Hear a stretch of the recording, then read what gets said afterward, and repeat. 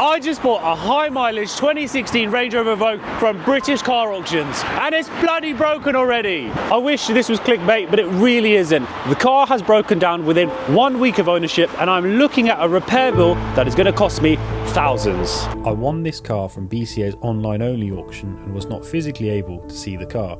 I then had to travel to Nottingham for the collection, and upon first impressions, the Ingenium engine seemed fine and I had a nice 150-mile drive home, so no issues to note yet. So, things are looking good then? Until they weren't good. Things got really bad fast. Now, this was a gift for my mum. It was a car that she really wanted. And even though I'm fully aware that these Ingenium engines aren't so reliable, it was something that she always wanted and I knew it would make her happy. So I told her, leave it to me. So let's get into the video and talk about why I got this car, what exactly happened to the engine, who is to blame and what the plans are with this Range Rover on the channel. So let me tell you a little bit about the car's history before I tell you exactly what happened to this car. So on paper, this is a 2-owner car. However, the first owner was a supplying dealer, which means that it could have been used for sales staff. Maybe the manager was driving it, or it could have just been a demo car. But ultimately, what that means is the second owner has had this car from when it was about 5 months old till present. Fundamentally, throughout the ownership, it's a one-owner car. So that's a good thing. It's a nice car, it's black with black interior, a safe spec to go for. It's got the 20-inch alloys, which you don't see very often on these Evoques, especially in the 2016 models. It's got the panoramic roof and it's also got the automatic gearbox. So spec-wise, it's not too bad for a Range Rover Evoque. Now, one of the risky things about me buying this car was it was advertised with no service history. However, that does happen quite a lot when you're buying cars, especially from BCA. It will say there's no service history because there is no paperwork in hand. However, with Land Rovers, it's very commonly known that you do get online service history. So if you've got the VIN number for the car, you can just go online, type in your reg, type in your VIN number, and you can find out what service history the car has had. Now, in this case, I couldn't do that until I bought the car, but I had an inkling that the car's probably been serviced. If it hadn't been, it's not end of the world because I got it for a decent price and we're keeping this car. It's not something we're going to sell. And, you know, it's for my mum. She wanted a Range Rover Evoque. So it seemed like a good car. I had a good feeling about the service history. Upon getting the car back, I did check the service history of this car and I can say that it has got full main dealer service history. Well, there or thereabouts. It is due a service now, but we'll get into that later on. And before all of you get into the comments and tell me why on earth did you buy one of these engines, the 2-litre diesel from Land Rover, I know these cars are very well documented for having a lot of problems. I always shout out and talk good things about Range Rovers, but I've never had an Evoque. I've never had one of these 2-litre engines. I've always gone for the Range Rover Sports or the big Range Rover. Now, obviously, this isn't a car for me. It's a car for my mum, so engine-wise, she's not going to be as fussed. But what I will say is I was aware of a lot of problems that these cars have. However, when your mum wants a car, she wants a specific car. So I thought if I can get a good car at the right price, overall good condition, a bit like what this car is, I'll take that chance and get the car. However, we're going to shortly find out that things did not go to plan with this Range Rover. Now, amongst all of the common issues with these Range Rovers, the one which stands out the most is the timing chain. Now, it's very well documented.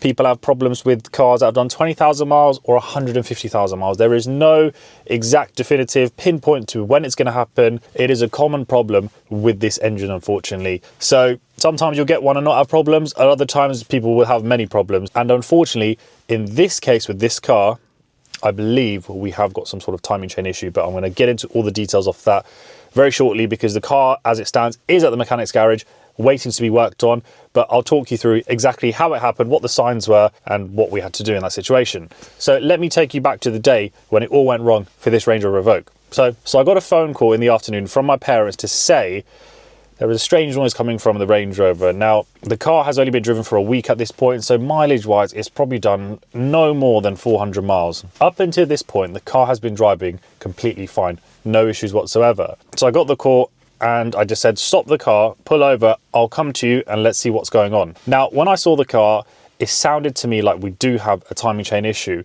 Very rattly, very noisy, and like I said, completely just came out of nowhere. I'll pop on the screen now a clip to show you exactly how this engine sounds and you can let me know what you think of this noise.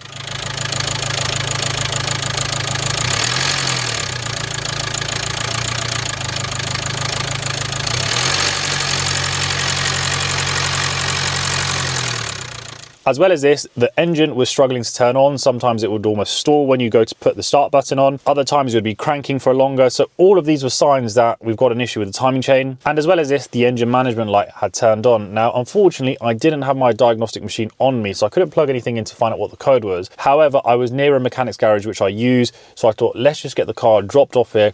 It's not safe to drive this car. We don't want any further issues, and we can find out what the problem really is. So we took the car over to the mechanics, which is where we are now. The mechanic came out, had a look at the car and said it does sound like a timing chain issue. Fast forward 24 hours and they've done some more checks on the car, and there is a timing chain issue with this car. So that's where we stand now with where the car is at the moment. Realistically, probably looking at around £2,000 to get something like this fixed. I haven't actually got an official quote just yet. This is a mechanic which I have been using for 12 years, so I don't really need to get an exact quote done. However, if you are taking a car to a garage, of course, always get a quote done so you know exactly what something's going to cost in terms of a repair bill. But I will let you guys know once the car is fixed how much everything costs. So don't worry, I am going to be transparent and tell you the complete cost and exactly what work was involved, how many hours of labours, what parts we needed to just get this problem rectified. Fingers crossed we don't have any other issues with this car. Only driven for a week, couple of 100 miles probably driven, so we don't really know this car very well yet. But that is something which we are yet to see. However, if there are any problems, of course, I'm going to document everything and show you guys. Now, the plan for this car, other than it being a car for my mum to drive, was that I can document what it's like to have a high mileage 2-litre diesel Range Rover Evoque, because it's not something which I've had on the channel. Like I say, I always prefer the Range Rover Sports, the big Range Rover, generally just cars with bigger engines. So this isn't something I personally would have myself, but I thought if my mum's going to be driving this car, it's quite ideal because she just uses it for short journeys around town. It's her daily car. If there are any problems, the car's going to come to me to get fixed anyway. So why don't I document what it's like to own a high mileage Range Rover Evoque on the channel for you guys? Now, don't get me wrong, I didn't expect to run into problems so soon. I knew buying an Evoque will probably come with its problems, but not after a week of having this car. So it's not ideal, but it just means I can be transparent and show everything on the channel. We still need to get this car MOT'd. I was due to take this car to the main dealer for its service, but they were delayed, so I couldn't get it booked in time. And unfortunately, the timing chain issue has gone in that time. So whether or not it would have prevented it from happening, I don't think so. It was probably on its way out, which is unfortunate. This car has got a comprehensive main dealer service history already. So other than adding in more frequent oil changes in between, that could have maybe helped to save this timing chain, but it's a common problem. These cars are serviced every 2 years, which I don't think they should be. I think it should be serviced yearly, just like the normal Range Rovers. That is something which maybe would help prevent it from happening, but it is what it is, guys. I'm going to be documenting the ownership. We're going to get this car MOT'd so we can check it underneath. The car will get serviced now at the mechanics where it is now once we get the timing chain done, because obviously it just makes sense to do so. So we're going to showcase all of that, see what this car is like over the coming future. We'll run some tests on it, see what it's like on fuel as well, what MPG, real life driving with one of these cars. So that's the plan for this car on the channel. If there is anything else you want to see on this specific car, guys, comment down below and let me know anything you would like me to do with this Range Rover. And just a point to note, I have still got the 2007 Range Rover Evoque. That car is not going anywhere. I got it cheap as chips, the cheapest one in the UK for sure. I love that car, and I will be doing an update because it has been 4 months or so now since I've actually bought that car, and I've ran into a couple of little problems, so I'm going to be letting you know what those are. The 2019 Range Rover Evoque, that is sold now. I've got rid of that. I am replacing that car, as you guys know. So 2025, I've got a brand new Land Rover. I'm not going to say what car it is just yet, but some of you have actually guessed what car that is, which is, I guess some of you guys know me really well. And let me know, what should I buy in between now and then until my new car comes? I am toying with going for something a bit different. Like I said, a 4.4 V8 diesel, or even the 5-litre V8 supercharged big Range Rover Evoque, or maybe even the Range Rover Sport. I don't know yet, but let me know, what do you think I should go for in the near future till my new Land Rover arrives? It's almost rolling off my tongue what model it is, but I don't want to just say just yet. Range Rover life has started. I guess I've had a good run with Range Rovers, haven't I, for the last sort of 7 or 8 years. No major issues at all. So it was inevitable it was going to happen, but do you know what? I expected to run into problems with this car. It's my mum's car. It's not going anywhere. We're going to get it right and document everything.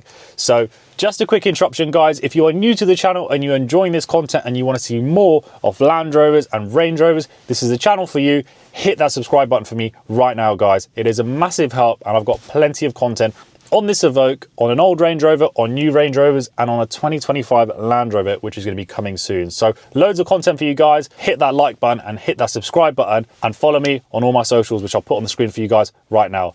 Back to the video.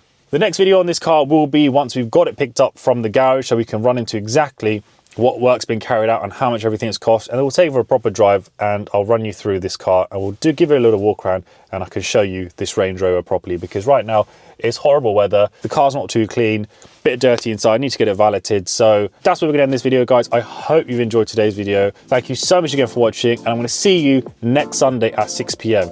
Take care, guys.